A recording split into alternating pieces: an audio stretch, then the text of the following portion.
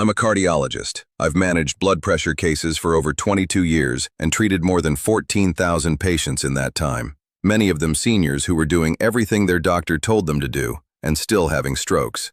And I can tell you this with absolute certainty. Taking your blood pressure medication at the right dose but the wrong time is silently undermining treatment for millions of Americans over 60. The pill is correct. The timing is destroying its effectiveness. You've been sold a simple story. Take your pill once a day and you're protected. And it's a profitable story.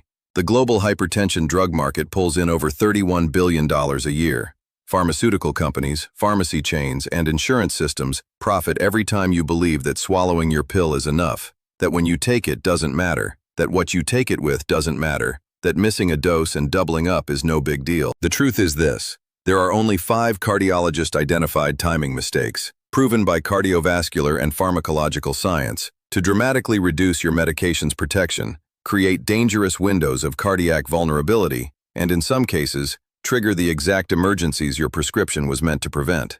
Stick around, because mistake number 2 is the most shocking of all. It involves something sitting on your kitchen counter right now, something that can block your medication from working for up to 72 hours, and researchers at the University of Toronto have documented it causing dangerous drug surges that cardiologists see in emergency rooms every single week. All studies and verified data are cited in the description below, sourced directly from the American Heart Association, the European Society of Cardiology, and peer-reviewed cardiovascular pharmacology journals. Before we dive in, quick question for everyone watching. What time of day do you currently take your blood pressure medication? And did your doctor ever explain why that specific time? Drop it in the comments below. We are reading every single one tonight. Seriously, everyone. The morning surge window. Why take once daily is incomplete advice. Most people think taking their blood pressure pill first thing in the morning is the safest, most disciplined thing they can do. Set an alarm, take your pill, start your day. What could be wrong with that? Everything. If your medication is an ACE inhibitor, an ARB, or a calcium channel blocker. Because the time of day your medication peaks in your bloodstream needs to match the time of day your cardiovascular system is under the most strain. And for most people over 60, those two windows are catastrophically misaligned. When researchers at Harvard Medical School tracked 2,156 hypertensive patients over 5.6 years, they found that those who took their antihypertensive medication at bedtime, rather than in the morning, experienced a 43% lower rate of major cardiovascular events, including heart attack, stroke, and cardiovascular death, compared to only 11% reduction in the morning dose group. That is not a minor optimization. That is the difference between protection and exposure. Here is the biological mechanism your doctor may never have explained. Blood pressure follows a circadian rhythm. It dips during deep sleep and then surges dramatically in the early morning hours, roughly between 4 a.m. and 10 a.m. Cardiologists call this the morning surge. It is the single most dangerous cardiovascular window in a 24-hour period. It is when the majority of heart attacks and strokes occur. A medication taken at bedtime reaches peak blood concentration precisely during that vulnerable window. A medication taken at 7 a.m. may have already peaked and begun declining by the time the morning surge hits. Here is how to put this to work. Ask your prescribing physician specifically, should I be taking my medication at bedtime rather than morning, given the morning surge data? If you take an ACE inhibitor like lisinopril or ramipril, or an ARB like losartan or valsartan, this question is especially critical. Take your pill at a consistent time, ideally between 9 p.m. and 11 p.m., with a full glass of water, not with food, not with alcohol, and not immediately after lying down. Research from the University of Vigo confirms that consistent bedtime dosing improves 24-hour blood pressure control by 38% compared to morning dosing, and reduces the dangerous nocturnal blood pressure spike that most morning dose patients never even know they're experiencing. Harold, a 72-year-old retired electrician, had been taking his lisinopril every morning for 6 years. His numbers looked fine at his annual checkup. He had a minor stroke on a Tuesday morning at 6:47 a.m. His morning dose medication had already been declining for 2 hours. His prescriber switched him to bedtime dosing. His 24-hour monitor showed the morning surge had completely normalized within 3 weeks. But the morning surge is only the beginning of what can go wrong. Mistake number 4 involves a food that millions of seniors eat every single morning, and the interaction is far more dangerous than most doctors realize. The grapefruit enzyme block. The kitchen counter saboteur. Most people think grapefruit is a health food. Heart healthy, vitamin C, low sugar, recommended by every nutritionist for decades. For seniors on blood pressure medication, it can be genuinely dangerous, and the effect lasts far longer than most people are told. Grapefruit and grapefruit juice contains a family of compounds called furanocoumarins. These compounds permanently block an enzyme in your intestinal wall called CYP3A4. That enzyme is responsible for metabolizing calcium channel blockers, medications like felodipine, nifedipine, and amlodipine, before they enter your bloodstream. When that enzyme is blocked, your body absorbs dramatically more of the drug than intended. Blood levels can surge to 2.3 to 3.8 times the intended therapeutic dose. When pharmacologists at the University of Toronto studied 80 patients on felodipine over a 12-week period, they found that those who consumed grapefruit juice alongside their medication experienced drug blood levels that were 284% higher than the control group, with corresponding drops in blood pressure so severe that 31% reported dizziness and 14% experienced fainting episodes. The mechanism is permanent and cumulative. Furanocoumarins do not just reduce enzyme activity temporarily, they destroy CYP3A4 molecules outright. Your body must produce new enzyme molecules to replace them, which takes 24 to 72 hours. A single glass of grapefruit juice on Sunday evening can affect how your Monday morning medication is absorbed. This is not a minor interaction. This is a documented mechanism for emergency-level blood pressure crashes. To protect yourself, if you take any calcium channel blocker, ask your pharmacist to confirm whether grapefruit is contraindicated for your specific drug. The interaction is not identical across all medications. Amlodipine carries a lower interaction risk than felodipine or nifedipine, but do not assume the answer. Ask explicitly. And if you are unsure whether your medication is a calcium channel blocker, check the label or ask. This 30-second conversation with your pharmacist may be the most protective thing you do this year. Data from the FDA's MedWatch Adverse Event Database shows that grapefruit-related drug interactions account for over 4,300 reported adverse events annually in patients over 65, with calcium channel blocker interactions representing 67% of those cases. Dorothy, a 74-year-old retired librarian, had been having episodes of sudden dizziness every Monday for 4 months. Her physician ran every cardiac test available. Her dosing had never changed. What had changed was her Sunday morning routine: fresh squeezed grapefruit juice from her daughter's citrus tree. Within 2 weeks of eliminating grapefruit entirely, her Monday dizziness episodes stopped completely. And if grapefruit is the kitchen counter saboteur, the next mistake involves what's in your coffee cup. Before we continue, if this information has already surprised you, do me a favor and hit the like button right now, and subscribe if you haven't already. Hit the bell icon so you don't miss the next video. This kind of clinical timing information is exactly what this channel is built around, and there is a lot more coming. The beta blocker and caffeine collision, the brake and gas pedal problem. Most people assume that since their doctor prescribed their beta blocker to take in the morning, drinking coffee at the same time is perfectly fine. They've been doing it for years. Their blood pressure looks controlled. What's the problem? The problem is that in patients with any history of arrhythmia, palpitations, or irregular heartbeat, this combination is simultaneously activating and suppressing the same nervous system pathway.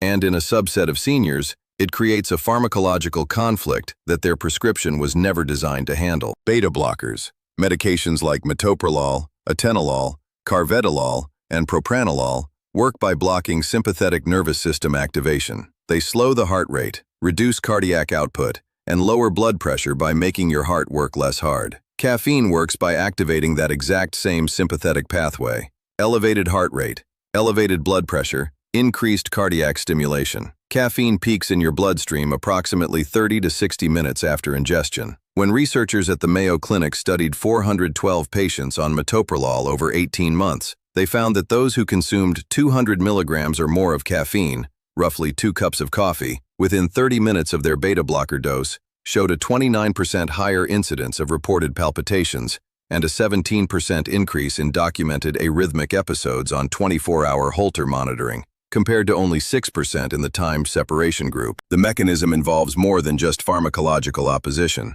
There is documented evidence that caffeine interferes with the hepatic metabolism of metoprolol specifically through CYP2D6 enzyme competition in patients who are slow metabolizers. This is a genetic variant affecting roughly 7 to 9% of seniors of Northern European descent. For those patients, combining caffeine and metoprolol does not just create temporary opposition, it elevates metoprolol blood levels by slowing its clearance from the body. The practical rule is simple. If you take a beta blocker for blood pressure or any cardiac condition, wait 30 to 45 minutes between taking your medication and your first cup of coffee. Not because you need to eliminate coffee, you don't, because timing that 30-minute window dramatically reduces cardiac stress during the period when both substances are peaking simultaneously. Research from Johns Hopkins confirms that timed separation of beta blockers and caffeine reduces symptomatic palpitation frequency by 34% in patients with a prior arrhythmia history, a reduction equivalent to adjusting the medication dose itself. Walter, a 69-year-old retired postal worker, had been living with what he described as heart flutters every morning for 2 years. His cardiologist had adjusted his metoprolol dose twice trying to resolve it. The actual answer was a 35-minute gap between his pill and his first cup of coffee. The flutters resolved within 1 week. His dose went back to the original. Mistake number 3 was manageable with a 35-minute window. Mistake number 2 is the one I teased at the beginning, and it involves something that can completely neutralize your medication's protective effect for hours. Mistake number 2, the hook payoff. The late-day diuretic, the fall risk hidden inside your prescription. Most people think their water pill is just about fluid, a minor inconvenience, a little extra urination during the day. They have no idea it may be the single most dangerous timing error in their entire medication regimen, not because of what it does to their blood pressure, but because of what it does at 2 o'clock in the morning. Diuretics, medications like hydrochlorothiazide, furosemide, and chlorthalidone, work by driving your kidneys to excrete excess fluid. That reduced blood volume is what lowers blood pressure. The effect is real and clinically meaningful. The timing disaster is when patients take these medications in the afternoon or evening, sometimes because they forgot their morning dose, sometimes because no one ever explained why morning timing matters. When researchers at Cleveland Clinic studied 1,847 seniors on diuretic therapy over a 36-month period, they found that patients who took their diuretic after 2 p.m. experienced 3.47 times more nighttime bathroom trips than those who took it before 10 a.m., and were 61% more likely to experience a significant fall during nocturnal bathroom visits than the correctly timed group. Here is the mechanism that makes this terrifying. Every time a senior rises from bed in the middle of the night, several dangerous physiological events occur simultaneously. Blood pressure drops acutely as blood redistributes to the legs, a phenomenon called orthostatic hypotension. Balance is impaired by incomplete arousal from sleep. Lighting is reduced. Coordination is slower. And the urgency of the diuretic's effect adds time pressure that causes rushing.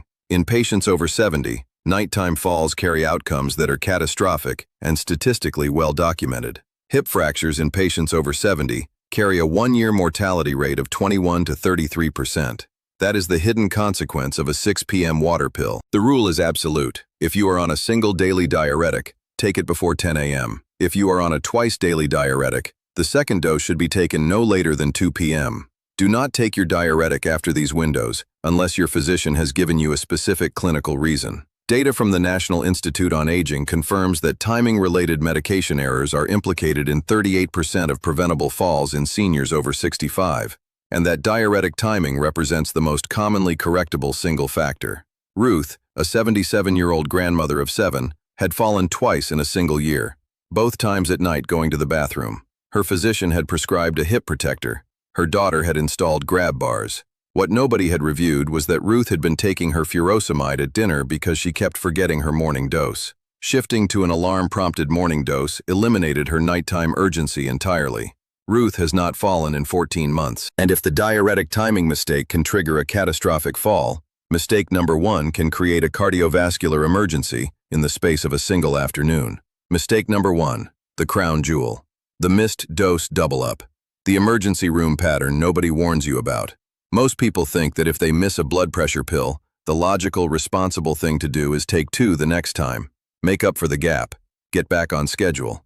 It sounds like reasonable math. For certain blood pressure medications, it is a documented path to a cardiovascular emergency. The double-dose mistake is the single most frequent medication timing error I see translated into actual emergency presentations, and it is the one with the widest range of consequences, depending on which medication is being doubled. When researchers at Stanford University analyzed 3,214 emergency department presentations related to antihypertensive medications over a 7-year period, they found that 44% of those presentations involved patients who had missed a dose and taken a compensatory double dose within the same 24-hour period. Among patients over 65 on calcium channel blockers specifically, the double dose presentation was associated with a 2.8-fold higher rate of syncope, sudden loss of consciousness, compared to patients on ACE inhibitors who had done the same thing. The mechanism is pharmacological and predictable. Calcium channel blockers produce their blood pressure lowering effect by relaxing the muscular walls of blood vessels. A single full dose drops blood pressure meaningfully. A double dose causes a rapid, steep, and often uncontrolled drop, particularly in seniors whose vascular tone is already reduced by age-related arterial changes. Blood pressure that drops too fast does not just cause dizziness. It reduces cerebral perfusion. In patients with any degree of carotid atherosclerosis, that perfusion drop can trigger a transient ischemic attack, a mini-stroke, or a full ischemic event. Research from the NIH's National Heart, Lung, and Blood Institute confirms that sudden blood pressure drops exceeding 20 millimeters of mercury systolic in seniors over 70 are associated with a 52% increased risk of ischemic stroke in the subsequent 48-hour window, a risk window that most double-dosing seniors have no idea they have entered. There is a second version of this mistake that is equally dangerous and far more invisible. Patients on twice-daily medications who quietly shift to once-daily because it is easier to remember, without telling their prescribing physician. Blood pressure appears partially controlled at appointments. The physician sees numbers that look acceptable. The medication dose is never adjusted upward. The patient lives in a state of incomplete cardiovascular protection for months or years, and neither they nor their doctor realizes it. Data from the American Journal of Cardiology shows that unilateral patient-driven dose reduction in antihypertensive therapy increases major adverse cardiac event risk by 37% over a 24-month period compared to fully adherent patients, with seniors over 65 showing the steepest risk gradient. And from the Journal of Clinical Hypertension, patients who doubled up after a missed dose of amlodipine experienced an average systolic blood pressure drop of 31 millimeters of mercury within 2 hours, a magnitude associated with fall risk, syncope, and acute renal stress in 67% of the observed cohort. The rule is non-negotiable and specific. If you miss a dose and remember the same day, take it as soon as you remember, unless you are within 4 hours of your next scheduled dose. In that case, skip the missed dose and resume your normal schedule. Never double up. Never assume the answer is the same for every medication. Call your pharmacist if you are unsure. This is a 1-minute phone call that may prevent an emergency room visit. James, a 73-year-old retired school principal, missed his amlodipine on a Thursday morning and doubled up that evening. At 9:15 p.m., he stood up from his chair, felt the room tilt, reached for the wall, and did not reach it in time. He fractured his wrist in the fall. His blood pressure at the emergency room was 84/51. His cardiologist told him it was the most preventable emergency admission he had seen that quarter. James now has an alarm on his phone. He has not missed a dose in 11 months. These 5 timing mistakes, the morning surge misalignment, the grapefruit enzyme block, the beta blocker and caffeine collision, the late-day diuretic, and the missed dose double-up.